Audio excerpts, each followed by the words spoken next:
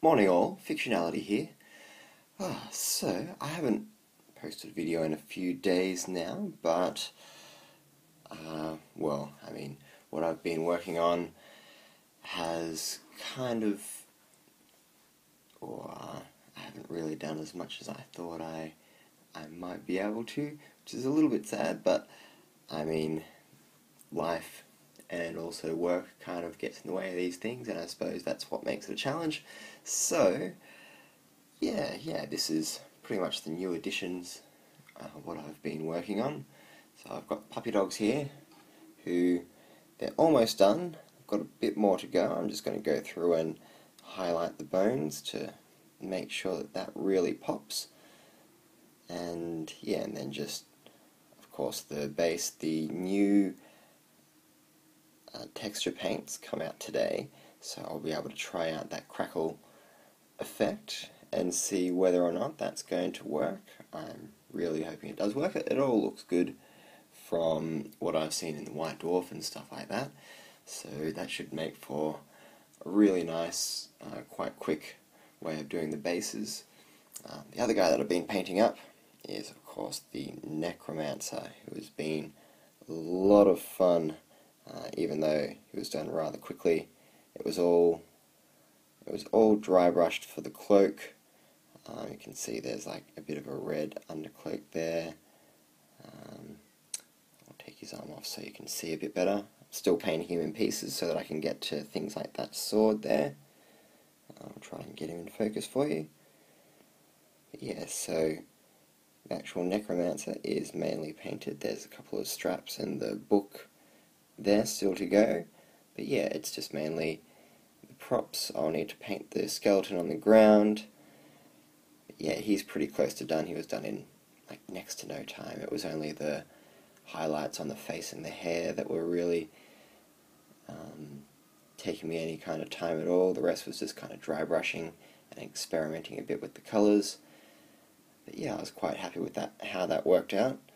So I've got the blue sort of tones with the, it's a little hard to see on here by the looks of things, but it kind of washes out towards the end. That's just, like, the way that I got this effect was just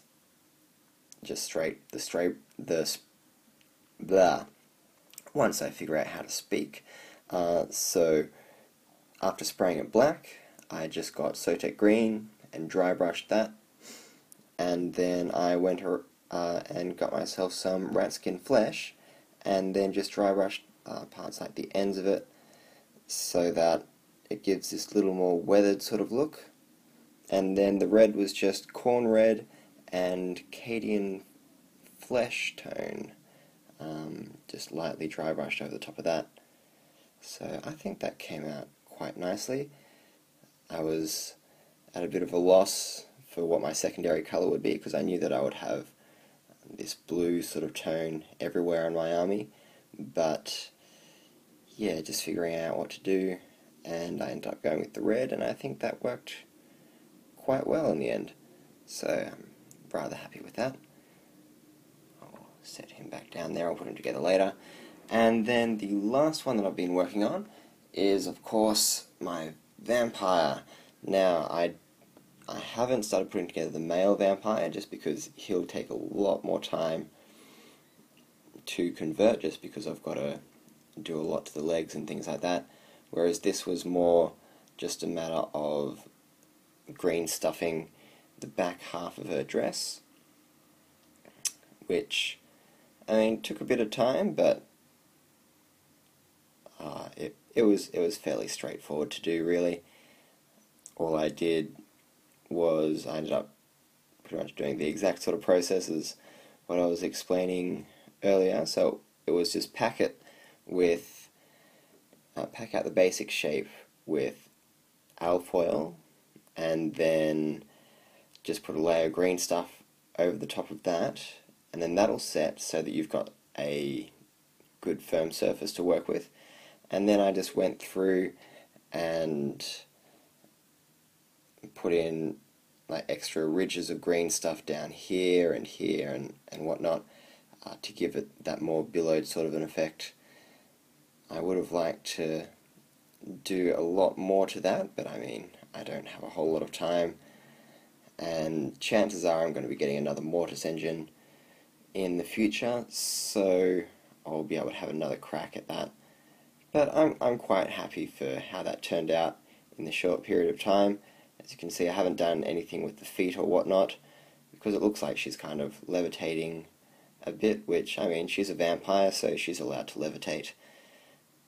But yeah, we're actually having a bit of a challenge at our local store today with magical characters, so hopefully she'll be quite useful being a vampire. She's quite good in combat as well as being able to be a level 4 caster, so that should be quite interesting.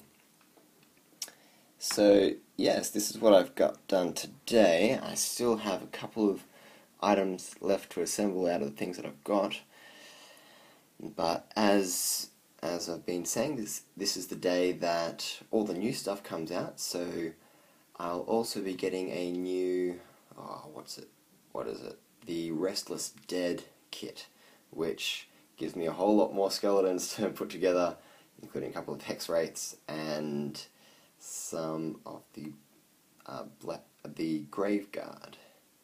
So that's going to take a bit of time to put together, considering how fiddly the skeletons were, but yeah, it should be fairly straightforward. I know what I'm doing now that I've already put together 40 skeletons, so yeah, it should be quite good.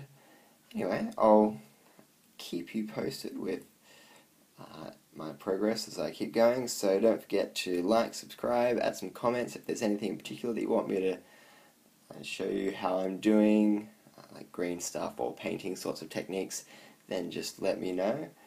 Yeah, and I will see you in the next video. Cheers, catch you later.